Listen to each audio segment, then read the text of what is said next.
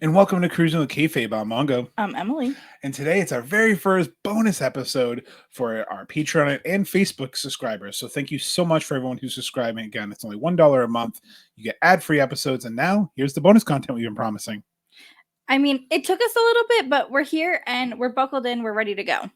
And I like that you said you're buckled in because this is a watch-along. And I chose this because, as you all have heard, Emily said she wanted to see what made me an AJ Styles fan. You always say, I want to see why you were so excited at the Royal Rumble when he came back.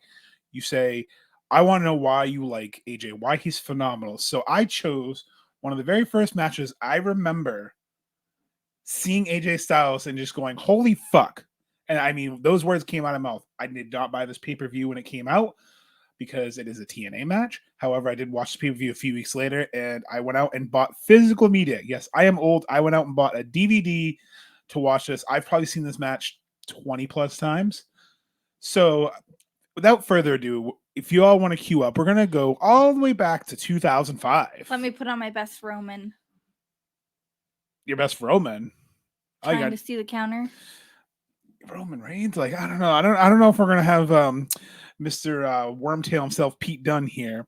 However, we are going to go all the way back to September 11th, 2005 for Turning Point. Now, Unbreakable. Wow, almost got that one. Botched that one already. Botchamania. So, as you know, Unbreakable 2005 was 4 months into an undefeated streak of Samoa Joe. You had Christopher Daniels being the X Division champion, and you had AJ Styles, who was the young upcome hot start, whatever you want to call him. He was already becoming phenomenal then, and they would face off in what is arguably the greatest triple threat match of all time. Up until 2023, the only 5-star match in TNA history. So does that make them all relatively around the same age? Not that age matters in wrestling, but it's just cool to think of. Well, Samoa Joe's 45. I believe AJ's 45. Christopher Daniels, let me just double check real quick on his age. I believe he's also mid-40s, early 50s as well. So let's see. So yes, he is, if it would give me his age here, he was born in 1970. So he's actually older. He's 54. Wow. So Christopher Daniels, he had been grinding. All three men really had been grinding. You had Samoa Joe, who had a Ring of Honor run, an independent run. AJ Styles, who had some Ring of Honor and some independent runs. Christopher Daniels, independent. AJ Styles had a cup of coffee in WWE. I mean, hey, they made an action figure out of it at one point. Randomly made his TNA because that's the only one they could license with short hair, not Soccer Mom AJ. Oh my gosh, Soccer Mom AJ. So if you guys would like to queue up, we're going to go ahead and queue up now. We're going to queue up Unbreakable 2005 TNA Triple Threat X Division. It was the main event for this pay-per-view, and it was a main event for good reason. So without further ado, let's get into it. So right now we're looking at the venue here. This is Orlando. This is Universal Studios. So this was the original Impact Zone. So now they're going over the X factors of the match, which again, Samoa Joe has been undefeated at this point. He came in June of 2005. So he's been on a 4-month undefeated streak. You have Christopher Daniels, who screwed over Styles in the X Cup, Super X Cup. So you have this triple threat, all three men vying for Daniels' title. Now, Daniels was being cocky. He was an asshole. He was brash. AJ Styles, who is the face of the X Division. And then you have Samoa Joe, who's this monster. And the first thing you see in the crowd is you see Samoa Joe is pro wrestling sign. He was so over. Now, a lot of people criticized his run. Has he always had that look? He's always had this look. The shorts, the towel. He's just got a baby face here, but he wasn't a baby face, if you get my drift. I'm sorry. For the most part, his face looks the same too. He doesn't age. No, he does not. And he was one of the really believable undefeated streaks. A lot of people, again, criticized it back in the day, saying, oh my God, it's so much like Goldberg. But it wasn't, because he was dominating. Now, if you notice his wrestling style today, a lot of that he really catered in TNA. This is what he developed his walkaway, that famous walkaway that he does. Here comes the phenomenal one in the original red gear. This is his old school gear. Wait till you see his face. You look at this. Ready? Wait to see how young this boy looks. His hair ages him. I bet if he cut his hair, he would look a lot like this. I like that he's got the wedding ring on the necklace. The old 2000s, everyone wore their wedding ring because, he wanted to wear his ring. But I loved his gear here. It was simple. It was he still kind of acknowledges today. He just wears pants now instead of shorts, but he still has a vest. He still does the same pose, still has the same energy. It's crazy to think another one that really hasn't aged in the ring or out of the ring. And here comes the fallen angel himself, Curry Man. Probably one of my favorite ring gears right here. This jacket with the wings and the symbol of death, symbol of life, the ankh, whatever you want to call it on here.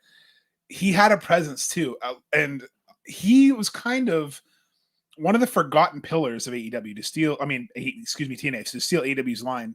He was one of the pillars of TNA. A lot of people didn't really give him his flowers until too late. I like that the sleeves on his gear look like a tribal tattoo from the 90s. Oh, yeah. It's a nice, it's all over. Okay. It's on the front. It's okay. Speaking of something, again, who didn't age? So all three men, again, we have so 45, bizarre. 45, and 54. The fallen Barbie. You see that sign? Wow. This literally looks like it could have been done 5 years ago. And it's 20 years old almost? We got Jeremy Borash announcing in the ring. I'll pretend I know who that is. Famous announcer. Wow, he looks the same. He really does, though. He's just some of the famous TNA. You might not recognize everyone because some were there just there for TNA. But one thing I liked about the aesthetic of TNA, again, the 6-sided ring, classic. But I also liked how they always kind of zoomed in on the faces of the competitors. You always had that big match feel. And it's kind of funny because it's like you can't really put them in the corners because it's an 6-sided ring. So it's like they each kind of stick to their sides here. He's basically explaining the rules that it's a triple threat match. The first man to score a pinfall is the champion. There's no countouts or disqualifications. So there is no champion's advantage. That necklace, I can't get over. Okay, sorry. Well, I mean, he's SoCal. What do you expect? It's 2000. It's great. Well, if you look at it, you got a Georgia boy and AJ Styles. You got Christopher Daniels, who's Southern California. You got Joe, who's Southern California. So, I mean, if you think about some of the wrestling connections, we always talk about the East Coast, but we have one East Coast guy and 2 West Coast guys. So you're going to see the different styles. No pun intended, or pun intended, you choose. AJ actually talks about this match a lot and says that he was nervous in this match, but he knew that there was something special with these two guys. And what I really enjoy is the crowd feels it too. I mean, you may not hear the crowd right now, but if you turn it on, you can. The crowd was electric because you had people chanting for Joe, you had people chanting for AJ, and you had like one person cheering for Daniels because, again, he was the cocky asshole heel. He was the I'm the fallen angel. I don't give a shit about you. I run this division. He didn't want to face Samoa and he didn't want to face AJ. So what happened? He got screwed and had to face both of them. So what do you notice kind of about the aesthetics of TNA? Because this is really one of your first old school TNA matches. I'm still just blown away that these 3 men literally look like they did this yesterday. Like it looks like it was taken yesterday. Okay, then we got and I was in high school? Yeah, because I would have been just graduated, so you would have been still in high school, you youngin. So they start out both attacking Daniels here just because, again, he was the cocky shit. They both have problems with the Daniels. And it's like any other triple threat match. You kind of always want to eliminate the threat. Why not take out the champion first? But what's really interesting to note here is, again, they're in Orlando. They're in Universal Studios. So if you look in the crowd, you can see some random merch and random gear. Like I saw a Scooby-Doo shirt out there because it's fun. And this was right when Universal made it fun to go to because you got in for free. So you could literally go on a roller coaster and then you show up and you get to go see wrestling. And their pay-per-views were must see. They had lines up at like 6 a.m. for people to get front row because it was general admission. You got the double kick spot here. And the crowd's already hyped. The crowd's already like they've been waiting for this match. And that's one thing TNA did is they built it up. They teased the hell out of this match. They were great with their video packages. Already got a roll up here on AJ on the champ. Nope, on Joe going for another small package on the big guy. And I really enjoy that. Like all these, like he's trying to win quick because he knows that Joe's not someone he wants to lock up with. I mean, look, he's already got him in the rings of Saturn, basically stretching him out. Now, what I like is you've only seen one style of Samoa. This is really his style that he started with, that he morphed. I feel as though between WWE and AEW that he's definitely been more of like the hard hit. He's had more of a strong style, and this is kind of cool to see him almost have like a Danielson grappling style. Yeah, people forget what a technical wrestler he is, and he was kind of like the Keith Lee before Keith Lee. He was the big guy that how the fuck did he do that? You have Christopher Daniels, who is, he could defy gravity. AJ could defy gravity. They both can wrestle in the ring. They both can make it, lock you up. They both can hit the hell. I mean, look at that stiff elbow shots in the face. Elbow. That's look at these whole kicks. Face is covered. I wouldn't want that. And look at the selling of AJ. Now you got Smart Daniels. As Ava Everett once said on our podcast, is it really selling? Right. Like, it looks like it hurts. And you got the shake, rattle, and roll here, the juke and jiving, and him punching Christopher Daniels again. It's funny if you watch how he does things. Look at he does a running bulldog headlock using Samoa Joe as the trampoline, basically. So just using each other, using their chemistry, and thinking about this ring too. Like, again, this isn't a normal square ring. This isn't four corners. Having to have the ring awareness in this ring versus a square ring, can you imagine what the difficulties were? Yeah, people always say that they want that to come back, but I just don't feel like it would work nowadays with how many talents do come into TNA. I mean, Steph Delander's there right now, and she's not on contract, and she's going after the title. I mean, a lot of them not on contracts really anymore. They're doing their part-time appearances and like per appearance because they're broke. But but just imagine like trying to figure out your own ring awareness and having a 6-sided ring and not really showing up all that often. That would be hard. I say bring it back for a special occasion because I think aesthetically it looks cool. Maybe not all the time, but like Frankie and people who know how Danielson to use it. The people that have done it, it would be great to see them go back to. But I don't know if I'd want to see like the high flyers or anything in there. I think Trey Miguel, no, you would trust me. That is what I want to see. Okay. Yeah. X Division matches, that's gonna be one of our watch alongs too. X Division, like actual X Division in this ring is chaos incarnate. No, that's the thing, is for fans aesthetically, it's great. For the workers, I'm sure it sucks. So again, that's why I say maybe you have people who are willing to work in it, a special occasion, because I'm sure it's probably a lot harder because since it's not a square. I mean, what kind of wood are they using? They can't use straight 2x4s. They have to cut the 2x4s. What kind of setup underneath? And that's what I think made it different is. Oh, I didn't think about the actual base how is of it this. Built? Suplex him in the corner here. I've seen. Like if you look how solid that ring is. Like that's why I hate when the apron, the hardest part of the ring. But this TNA ring looks like every part is the hardest part of this fucking ring. Like there's not as much give as a good WB ring. Yeah, no. And I think too, if you notice, they don't have ropes. They have cables. And I think that's what made TNA different back is they were the first ones to kind of use cables versus rope. But look at that. Oh. He body checks Samoa Joe out of the ring. Again, using the cables, using his athleticism, using his smart, slide through the ropes, take out the competitor, and then look at this. He's like, well, boom.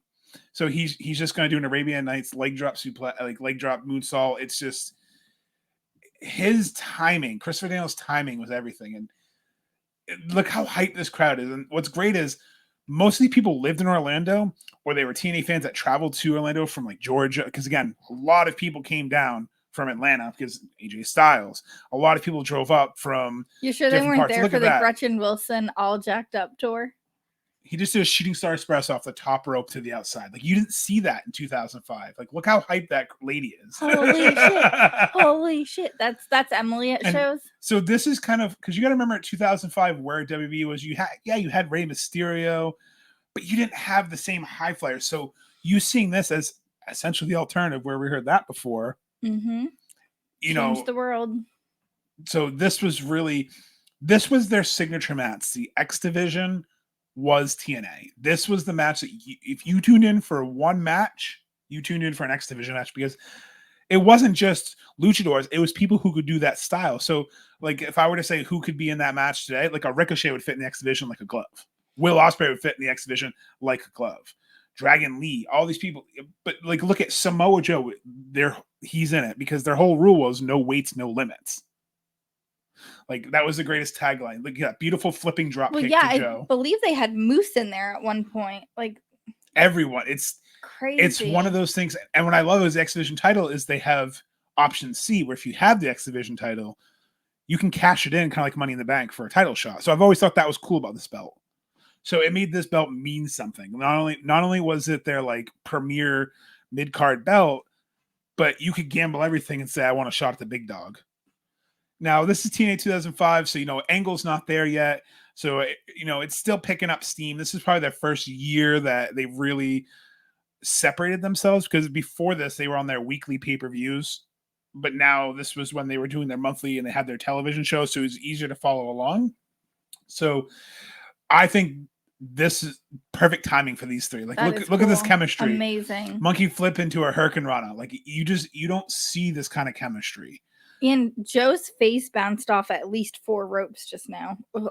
And their feet, you can see they're all feeding off the crowd. They're all tired, but just they're working so well together, and just all the different spots they're hitting. You got to reverse drill into a back roll up. You got AJ Styles, who's not letting it happen. You got him getting thrown to the outside. Oh, belly flop. Dang. Yeah, and those pads ain't thick. No. Those are like gym mats. Nope. And there's tons of trash. Also, do you see how close those guardrails are? Yeah, he probably hit a guardrail. I love how aggressive Daniels is here. Like, he's doing running knees, he's slapping, he's trying to keep up with Joe's aggressiveness, because the big thing was he was dominating people. He was kind of like doing squash matches. He was beating the fuck out of people. So you got to think, get ahead of you're the champion. You got someone who's just going to beat the living shit out of you and then choke you out with a coquina clutch, or do the muscle buster and just destroy your whole body, or just pound your ass out of the ring. You have to use every tool. And that's what Christopher Daniels and AJ Styles made look so fluid. Look, he's already got the coquina clutch locked in from a simple roll up, but they always made it look so fluid that they were never out of the match. And that's what makes this match fantastic. And now watch this right here. AJ's up on top. Corkscrew moonsault to break up the coquina clutch. Can I see that again? Like, that was really cool. I don't think I've actually ever seen one of those. I like the Jeff Hardy face paint that they showed. So I saw him from a distance in the crowd, and I was like, does somebody have like... Yeah, he's got Jeff Hardy paint. He's got the whole getup on. And that was it. This was a very rabid fan base. I got to go to a show in 2008, and I got to experience some of these fans.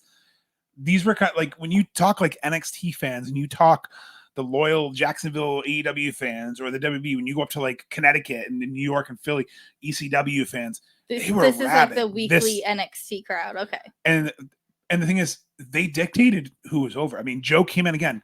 Within 5 months, he was already one of the top dogs, just because of his presence. And then you have this match right here where they're just showing why these three were the top of the top. And again, you had Jeff Jarrett is kind of like the guy, but really, was he with these three?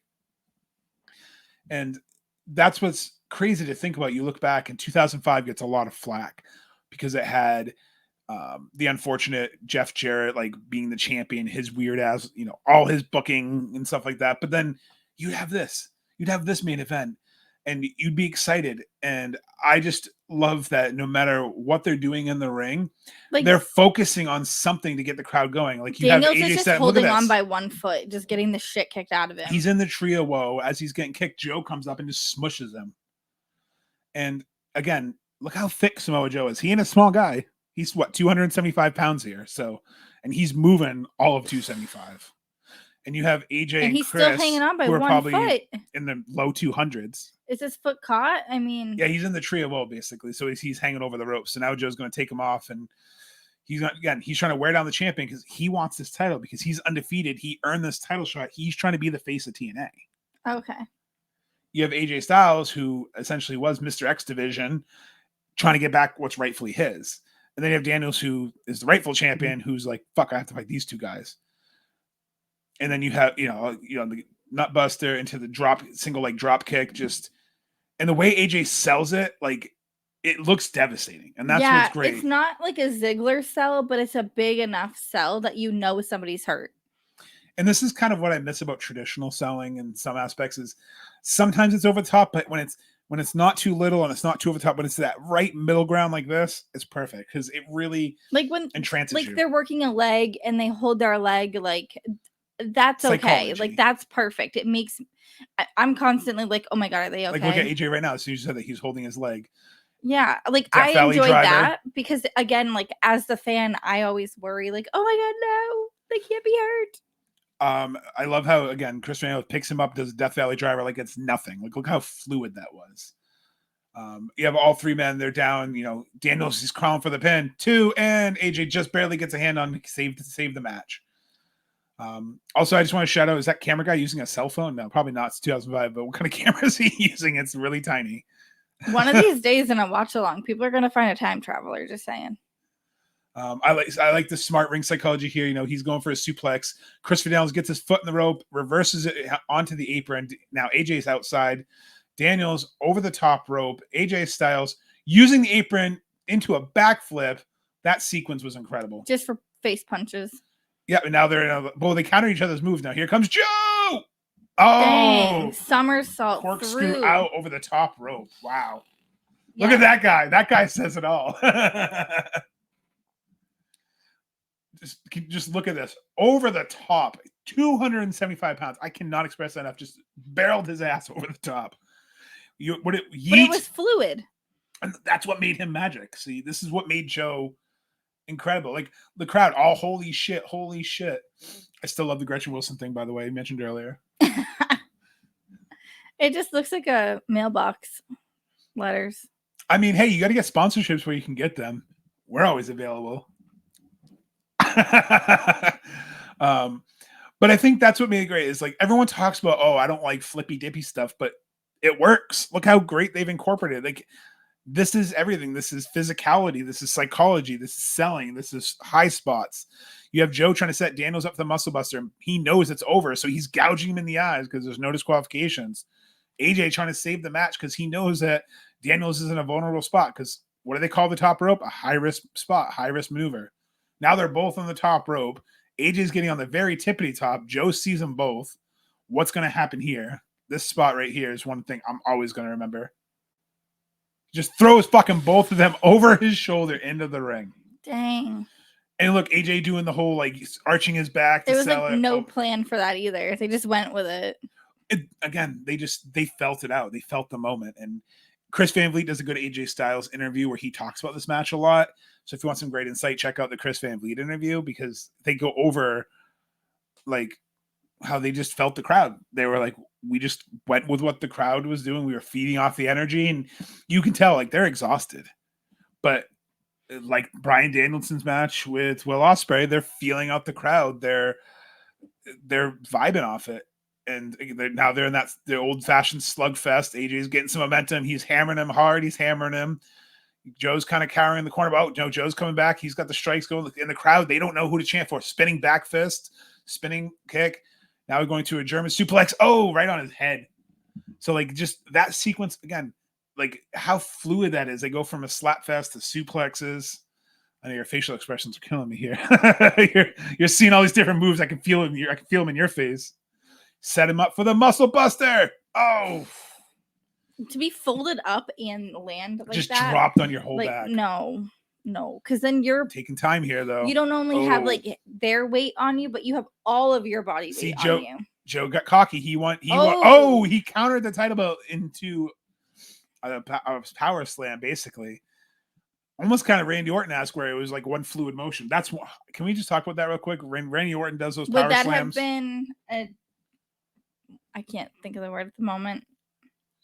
Well, that was just a power slam. So if somebody got hit with the title, there we go, disqualification. No, there's no disqualification because it's triple threat. That's why he just did the wheel kick to the title of Joe. But again, I love Joe because he's just like Randy. He does that one fluid motion where he just goes over it. So like the trust they have, the gravity defying. If anybody else is like watching along with us, like the redheaded lady in the background is totally me at shows, and I now need to really control my face when we go places.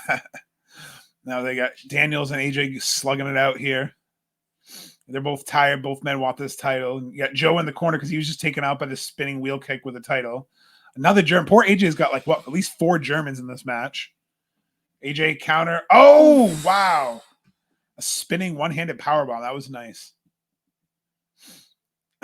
You can see too he's frustrated. He wanted that 3 count. Again, the psychology. I'm looking at the ref just being frustrated because what does he have to do?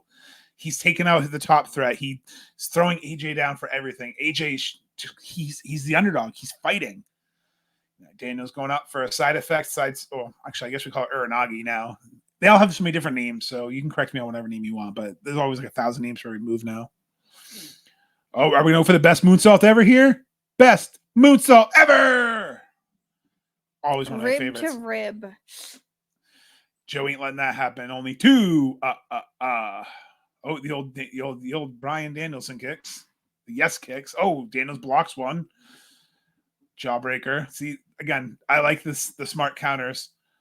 Headlock takeover, just like MJF beating him. Just Darby. Crossroads. And Joe rolls out of the ring, leaving Daniels and AJ. And the belt's still in the corner. The belt was still sitting in the corner. Also, can we talk about the guy in the green, Superman? Can you at least react more than once? Like, you just stared. Like, why are you front row if you're just going to stare? I use smiley faces guy like I use dad? Actually, probably not. Smiley face guy's kind of could be smiley face guy. You can see right here, there's some exchange. AJ gets thrown in the ropes. I don't AJ think I've kicks him ever in the seen head. a green Superman shirt, by the way. Look at that. Springboard into landed on his feet. Into a reverse DDT. Backflip into a reverse DDT. Again, that's what made him phenomenal. It's just he took a normal spot that people would slide under a leapfrog, and he leapfrogs over him with a backflip and does a reverse DDT, Scorpion Death Drop, Final Cut, whatever you want to call it. He executed it flawlessly. And again, look at this crowd. Look how hyped up this crowd's been this entire match. Like, I don't think they've stopped. We're only halfway through this match, and they're still on the edge of their seat. Oh, the old bitch slap to the face. That'll stop you. Oh, now AJ's perched on the top rope. Daniels is going up, going for a superplex here, but we all know it's wrestling. Most of the superplexes get countered. They're fighting on top. Oh, Daniels has got some leverage. Daniels has got it ready, and are we going for the superplex here? Boom! He hits it. Oh, he landed on his ribs. Didn't even hit his back. Fuck that. I like how the cameraman just covered his face because he didn't want to show his shock. Look at that green guy. Are you bored, man? You like clapping, but he's like, I know. He's just like, good show. Good show. Joe trying to take advantage of Fallen Daniels here and get it. Fallen Daniels. I'm funny. Tries to go for AJ, doesn't get it. So what does he have to do now? Again, they're all giving it their all, and Joe could have had it, but he got cocky after he hit the muscle buzzer. He wanted to give him the cocaine. He wanted to choke out AJ. Oh, now he's in the STF. He went from a powerbomb to an STF. That's a great submission. Now, what if he's able to grab the rope with his foot? Doesn't matter. It's a triple threat match. That's what's danger about having, triple threat, three-way dance, whatever you want to call it, is there's no disqualification, no countouts, no rope breaks. It's pretty much first person to sudden death, first person to get a pinfall. And that's what's dangerous about being in the champion in this situation. You see your title slipping away. Oh, actually, apparently in TNA there was a rope break. I apologize. I forgot TNA did use the rope breaks. His foot was closer than his hand was, but I guess storytelling. You gotta be dramatic. Yeah, gotta be extra. So again, Joe's doing everything he can. He's been wearing down Daniels. Oh, it's all the sweat. He got a chop and it's just like. Oh yeah, but I mean, look at the aesthetics of that. Now think of this in full HD. Just that sweat, just throw into the camera. HD in 2005. Oh, Pele kick out of nowhere. That's what again made AJ special. On roller skates. Angle slam here. Nope. He's got him into a reverse fireman's carry. Dang. Torture rack. He's got him in the fucking torture rack. Look how big Joe. He's got him in the torture rack. I just thought he was twerking up there. And he throws it into a slam. Oh, he can't get it though. Now, again, Samoa Joe's not a tiny dude. Both men have put him on their shoulders and just punished him. So that shows you the strength of both these competitors right here, that they're able to put him on their shoulders. The old scoop slam on top of Joe here. Clever, using AJ's body as a weapon. Again, Daniels knows he has to keep Joe down, but he also knows he had rivalry with AJ. He knows AJ so well. He knows his moves. So he knows he has to elevate him, keep him down, keep him off his feet. But it doesn't work. AJ just counters another one. Oh, look at that. AJ that was cool. That was a full into wrap the Styles around. Clash. There it is. Styles Clash. Look, he just, again, maneuvers around the whole body. Oh. That was so cool. That was 3. Bad rough count. That was 3. Well, listen, it might have been 3, but Joe got there just in time. He got there by the hair on his balls. Oh. But so now he's throwing shorts. So now he's throwing AJ out. So again, great heel move there. He threw AJ out because he's gonna go after the person who just got essentially 2 finishes done to him. He had the muscle buster done to him at one point, and he's had the Styles Clash done to him. So Joe's really trying to go after Daniels because Daniels has really been the one who's been attacked this whole match because he's champion. Again, the disadvantage, not only are you going to be the one they go after, you don't have to be in the decision to lose the match. Daniels knows this. He's starting to get some frustration here. So what's he setting up for? He's looking around there. He sees AJ down. He knows he's going to go after him because Joe's outside the ring. Again, going the slugfest. Both men are tired. Both men just want this match over at this point. His wrist tape's coming apart. Like, I like to settle to this, like his sweat, his wrist tape, his breathing. Like, it just shows how physical this match has been, how much they're both giving to this match. They both want to win. AJ coming with a fire again out of nowhere. The punches, the kicks, the chops. Oh, the poke to the eyes. What a douchebag. Oh, forearm shot to the face. Going to throw him into the ropes here. Oh, nope, it's a counter. Oh. There it is. Oh, no, he's countering his finisher. Oh, into a reverse fisherman's. Very nice. And he gets it. He counters Daniel's finisher into the surprise victory. And Daniels cannot believe it. Look at his face. I love that storytelling with the camera like that, though. I feel like that's kind of what we're seeing today in wrestling. Look how frustrated he is. He's like, what the fuck? No. Look at that. Look at the crowd go crazy for AJ. Daniels is miserable as hell. And that crowd is just, look at that crowd. He can't believe he lost. Because he went to go hit his finisher and AJ Superman's countered it. on fire. Took him a while. Maybe he had some kryptonite in his bum. Daniels just cannot believe it. He's in utter shock. Like that moment. And this is how look at Joe's outside. This was smart too. Joe didn't lose. Joe's still undefeated. Daniels took the pin. Look at AJ all busted open from those shots, breathing. He's got his title that's rightfully his. His eyes bloodshot. He's all sweaty. His back is red. His neck is red. His chest. Look at it. He's still selling like the temper tantrum. Like, how could I lose? How could I lose? I talk so much shit. Joe's basically like, what the fuck? Wasn't involved in this. You didn't beat me. So now AJ's got Samoa Joe looming on him. You know, he didn't beat him. Look how pissed off Joe is. He's like, I didn't fucking lose. Like, he's still undefeated, but he's angry. Look at that anger. That's not someone you want to piss off. Phenomenal, but you can just see Daniel's still taking that lady in. Still, look how it goes off the air. You have Joe angry, Daniel's confused, and AJ just holding strong. So that was the first match that pretty much I saw AJ Styles in, and I went, holy hell. Like, what? Yeah, he held his own up against two people that I'm sure were wrestling a hot while. Well, I mean, they were all wrestling around the same. Their career paths were about the same. I think Daniels has a few more years on them, like in the Indies, and he went in the WWE system for a hot minute too. Like, they've all kind of were everywhere. Like, Samoa Joe was in the system for a bit, but WWE, I'd say from like 2000 to 2006, had a lot of people that they had, and they were like, not yet.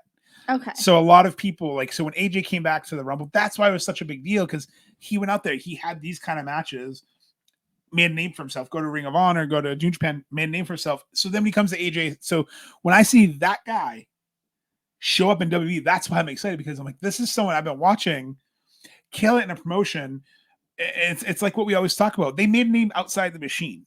To me, that proves you're a star, because if you can do it outside of the bubble without their pushing and prodding and without their support, and again, it's not a knock at WWE, but it's like anything else. It's like going to community college, getting straight A's, like a certain someone did. They're going to get a master's degree and getting a 3.9 GPA at a accredited university. Yeah, I may not have started out and, you know, the big 4-year college, but I still ended up with the success. And it shows that there's more than one path to get to your goals. And I think it's inspiring as fuck. No, it definitely is. Just, I guess, yeah, like that was a really good match. I'm kind of speechless on it. So what are some of your favorite spots? I know you love the wraparound reversal. Yeah, like that was really cool. I don't think I've ever seen anything like that. Like, yeah, wraparounds, but not into and then like, into and then into this, and then into this, and then into that. Like, that was just a complete fluid motion. It didn't end. That was really cool. And to think that he's still wrestling, and as of this recording, he's going to be wrestling Cody Rhodes at Backlash for the world title. Like, which is okay. Which is crazy. And they've never linked up. They've never had a match together. How crazy is that? At the moment, that's what's scheduled, but someone may be injured. could also be a kayfabe. Remember, Cody has a famous quote from Bryan Danielson. I love to tie. I love to lie. Cody Rhodes taught me how. Like, it's wrestling. Cody Rhodes is the king of kayfabe when it comes to certain things. So again, believe with that broken face, broken, and maybe Drew with broken dreams. But I am really excited to show you that match. I think so. The next one for watch along, you get to pick a match maybe that you don't think I've seen. You can so try keep it a surprise. Find some matches, especially look on the indies. Look around, find the next one. If Jeff or AJ or anyone else has a match that you think we should watch, you guys, comment under this video. Comment, hey, you should watch this one next. I think this was fun. Obviously, we'll get better at making sure we can make small talk on it, but Emily was enjoying it. I can't wait to see some of her facial expressions because she looked like that lady in the crowd for show. So before we wrap up, what are your final thoughts on this match? I want more. This is exactly like those are the matches that are why I watch wrestling.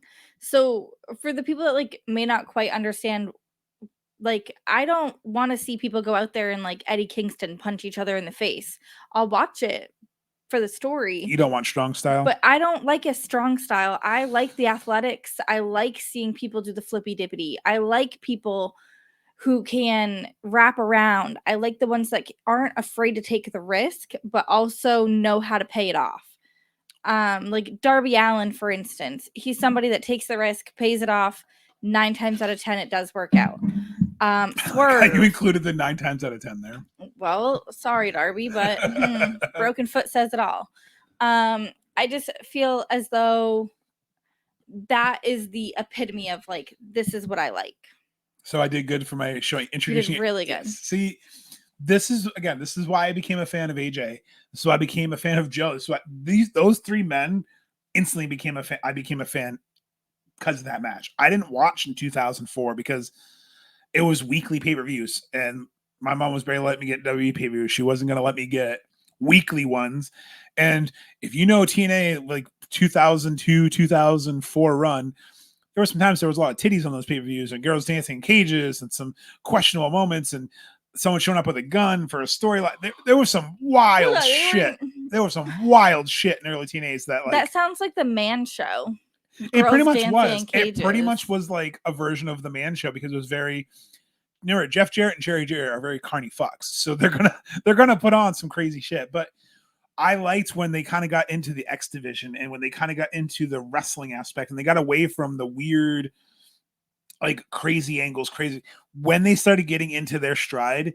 Now, granted, Team Canada angle in 2005 really ruined a lot for me because it was too much focus. But when you got to see AJ Styles every week, when you got to see Daniels every week, you got to see Samoa Joe come in, you got to see Christian come in, you got to see Jeff Hardy come in, you got to see Kurt Angle. It started hitting its stride and it started really finding its identity. It became a true alternative. And it's a shame that financially they made a lot of stupid decisions and weren't able to keep the same strength. Thanks a lot, Bischoff. But they've never really gone away. So I've always enjoyed TNA. It's a shame that they're not the same height that they once were. But having that history there and being able to go back and see it, it's great because seeing it from 19-year-old Josh to seeing it as now 37-year-old Josh, how many times I've seen it, it's fantastic. So the people that do say like, oh, if TNA was easier to watch, I'd actually watch it. AEW is pretty easy to watch and y'all don't watch it. You can watch TNA on YouTube for $1 a month. What the hell are they talking about? I see it in comments all the time. It's just not accessible. It's too hard to watch. And like we at least watch the highlights if we don't watch their weekly show. But I like their weekly show. There's stuff you want to watch. You'll find a way to find it. And like I said on our live, hearing that excuse in 2024 makes no sense. Yeah, like I said yesterday on our live, it's like if you have a wrestler you like, it's okay to just follow that one wrestler to a new company. If you're like a huge Daniel Bryan fan, go watch Bryan Danielson. He's great in AEW now. Go watch Ring of Honor. Like you get Honor, watch some of his Ring of Honor highlights. Like you missed a whole career. If there's a wrestler that you're like, oh, well, I want to know what they're up to now.